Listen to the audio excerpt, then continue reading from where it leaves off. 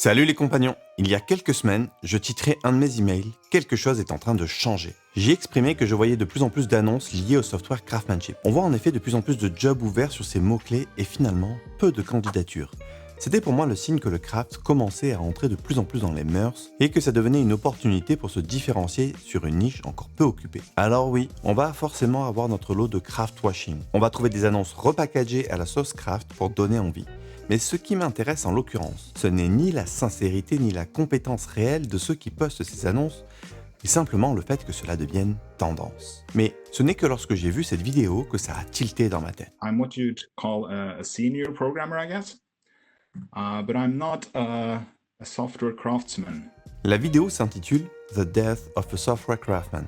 Littéralement, la mort d'un artisan développeur. Merci Rayed pour la vidéo dans ta newsletter, je l'avais ratée celle-là. Dans cette vidéo, Einar nous y raconte son cheminement en tant que développeur. Son point de départ est de s'interroger sur ce que ça veut dire être un bon développeur. Il s'est intéressé au software craftsmanship, mais visiblement, il n'a pas aimé. Et pour cause, il nous dresse le portrait de crafters comme étant des gens fermés sur leur code et peu ouverts au désaccord. D'ailleurs, pour lui, le craft est un mouvement conservateur. La connaissance ne se transmet que du maître à l'élève de manière lente et peu ouverte à ce qui se passe dehors. Les crafters ne verraient le monde que par le code dans lequel ils recherchent un absolu d'excellence. Ils sont auto-centrés, respectueux surtout d'eux-mêmes et voient les autres, surtout le biz, comme des mécréants. Pour Einar, le crafter est un héros qui pense pouvoir tout résoudre par sa qualité technique. Or pour lui, ce n'est pas tant les développeurs qui font le logiciel, mais surtout les organisations. Un ensemble de personnes travaillant ensemble. Pour lui, le développeur fait partie intégrante du biz et il ne devrait pas y avoir de scission. Enfin, il invite à s'intéresser à d'autres aspects, la modélisation du domaine, l'architecture stratégique ou encore travailler ses compétences de communication, les soft skills. Bon, en fait... On est d'accord sur presque tout en fait. Oui, il faut s'ouvrir. Oui, on n'est pas là pour écrire du code mais pour servir le business. Oui, il faut développer ses soft skills. Oui, il existe des crafters dogmatiques inspirés d'une mission sacrée et ceux-là peuvent faire du tort, d'ailleurs on en reparle tout à l'heure. Finalement, le principal point de désaccord est sur la généralité qu'il fait. Je suppose qu'il a croisé la route de crafters qui lui ont donné cette image négative, et je peux le comprendre. Mais tous les crafters ne sont pas comme ça. Ou alors je suis pas un vrai crafter. Mon Dieu, mais ma vie professionnelle est en train de s'effondrer. Mais en fait je me dis, waouh, ça y est, on commence à avoir des dissidents. Bon là, il est encore assez gentil dans sa vidéo. C'est pas encore un vrai détracteur qui tire à boulet rouge. Il est incisif, mais reste ouvert dans sa posture, il la joue cool en mode on n'est pas d'accord et c'est cool parce que le désaccord est source de richesse. Ouais, sur l'idée je suis d'accord sur le bienfait de ne pas être d'accord. Tu me suis toujours ? Ce qui me gêne, c'est que j'ai l'impression qu'il se justifie de ne pas être d'accord et c'est ça qui m'intéresse. Personnellement, je trouve que c'est bon signe d'avoir des désaccords et des gens qui ne sont pas d'accord avec nos idées. Encore un point de convergence avec Einar. Mais surtout, quand tu commences à avoir des gens qui t'invitent à la prudence sur un mouvement qui est en plein essor, c'est clairement le signe que l'on entre dans une nouvelle ère, mais laquelle ? Pour comprendre ce qu'il se passe, regardons la courbe d'adoption des nouvelles idées. La première phase, c'est le temps des innovateurs. Ils élaborent de nouvelles idées, de nouvelles manières de travailler en rupture avec leur temps. Pour ce qui concerne le craft comme l'agilité, ça se passe dans les années 90 à 2000. La micro-informatique est en train de révolutionner la manière de faire du logiciel. On passe de gros systèmes vers l'ordinateur individuel et ça ouvre tout un tas de nouvelles manières de bosser. Bah oui, on va faire du TDD avec des cartes perforées, tu vas voir que ça marche beaucoup moins bien quand ta boucle de feedback met 24 heures au lieu d'une seconde. Ensuite, ces gens commencent à parler de leurs découvertes et embarquent les early adopters. Dans cette période, les idées s'échangent dans des cercles fermés. Non pas que les nouveaux venus soient rejetés, au contraire, mais il faut être initié pour comprendre ce qu'il se passe et les idées qui sont transmises. Il suffit de regarder la quantité d'acronymes qu'un crafter peut débiter à la minute. Sans les codes, il devient difficile de communiquer. Et pour les acquérir, il va falloir de longues heures d'études et de pratique. Si c'est confidentiel à ce stade, c'est que ça n'intéresse pas grand monde à part quelques passionnés. Pourtant, paradoxalement, les early adopters n'ont souvent qu'une envie, partager leurs trouvailles merveilleuses au reste du monde. C'est typiquement ce qui s'est passé des années 2000 à 2020 avec une montée en puissance progressive du mouvement. Pour s'en rendre compte, il suffit de voir le nombre de posts sur LinkedIn. Depuis 3 ans que je mène artisan développeur, je n'en ai jamais vu autant que ces derniers mois. Ou alors, c'est un biais de l'algo de LinkedIn qui s'est vachement amélioré. Je souris d'ailleurs en voyant des posts que j'avais fait il y a 3 ans ressortir sous une forme ou sous une autre et susciter toujours autant de réactions et déchaîner les passions. Au hasard, tu veux un sujet ? La question des commentaires. Faut-il écrire des commentaires ou pas ? Ah, c'est un vrai marronnier celle-là. Mais pour moi, ce qui marque le passage de la phase 2 à 3, c'est très exactement ce qu'il vient de se passer. On commence à entendre des gens qui émettent des réserves. Le troisième temps, c'est celui de l'expansion. C'est la phase pendant laquelle tu vois une expansion massive des nouvelles idées. Dans cette phase, il devient tout à fait convenu d'adopter les idées du mouvement. Tu es même à la page. Autant dans la seconde phase, tu passes pour un allumé. autant dans cette phase-là, t'es hype. C'est là qu'on voit les grands chantiers de transformation des organisations avec des passages à l'échelle à marche forcée, en mode militaire quoi. Tu sais, le truc un peu étrange où X% des projets doivent changer de fonctionnement avant telle date. Bon, et après on fait quoi? On change autre chose quoi. Du coup, je parie que tu vas pas tarder à avoir des confs sur le craft at scale. Ah ben non, merde.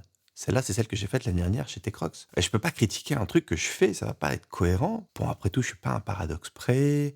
Faudra que j'en parle à mon coach, ça, tiens. Dans cette phase, l'euphorie des débuts laisse la place à quelque chose de plus mécanique. L'anarchie et son côté spontané laissent la place à la rigueur et la planification. C'est aussi le mouvement où les choses partent en vrille. Les termes sont réutilisés à tort et à travers, et on va commencer à avoir des discussions autour de qui pratique du vrai craft ou du faux craft. Tiens, je ne résiste pas à partager ce post. C'est un post de Michael Azerrad qui nous partage sa vision du vrai BDD. Alors attention, j'arrête tout de suite les rageux. J'apprécie le travail de Michael et cette vidéo en particulier avec laquelle je suis d'accord à 95%.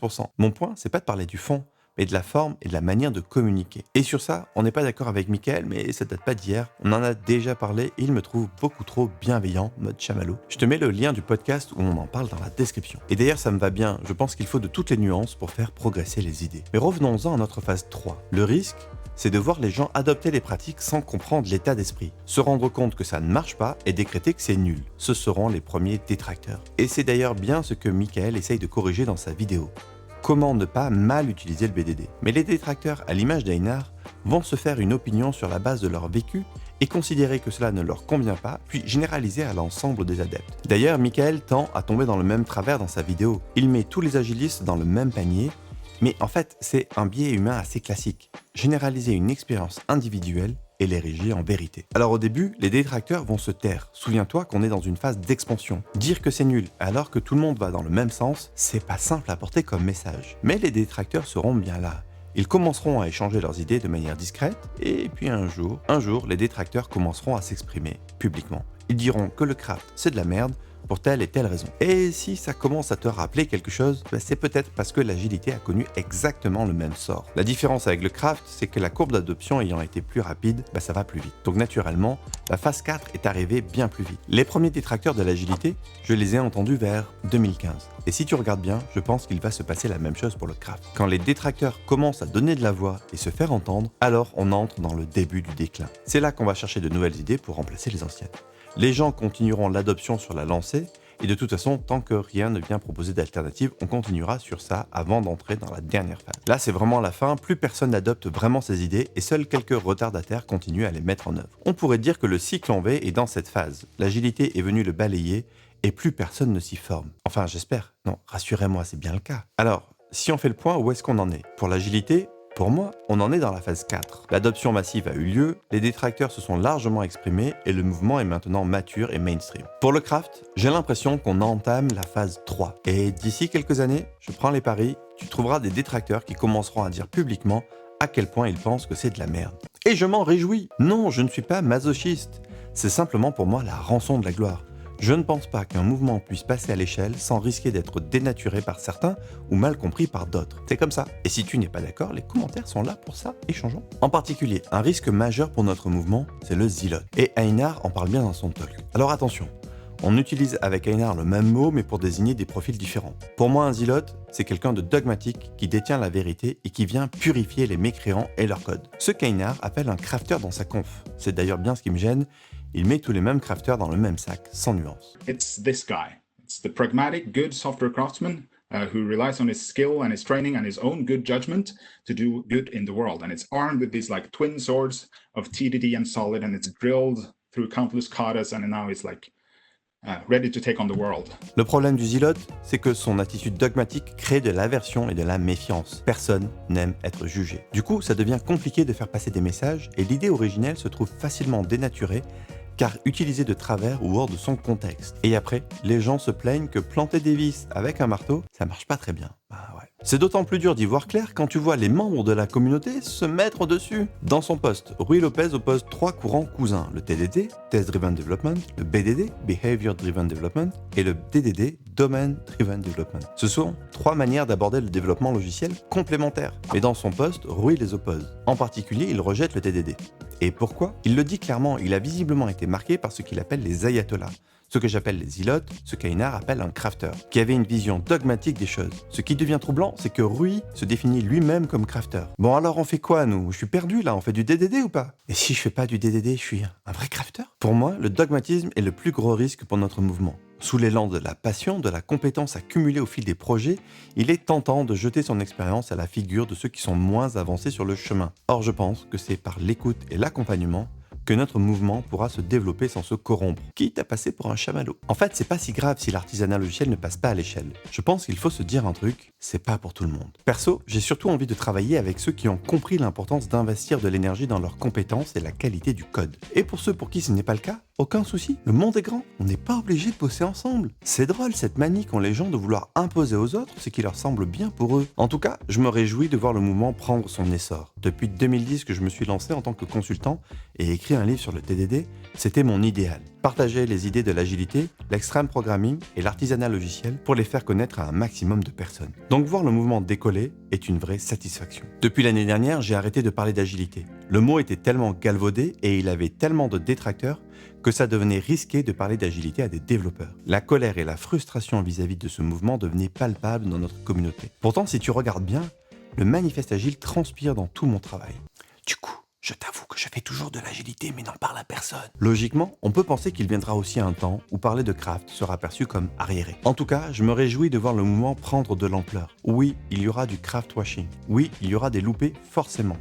Mais pour moi, c'est le prix à payer. J'ai tellement grandi avec l'artisanat logiciel que je suis heureux de voir d'autres emprunter ce chemin en leur souhaitant d'en retirer au moins autant que j'ai pu le faire. Et d'ailleurs, petit instant promo, si tu veux te former au craft, je ne peux que t'inviter à venir découvrir le cursus artisan développeur dont tu trouveras le lien dans la description de cette vidéo. Ciao!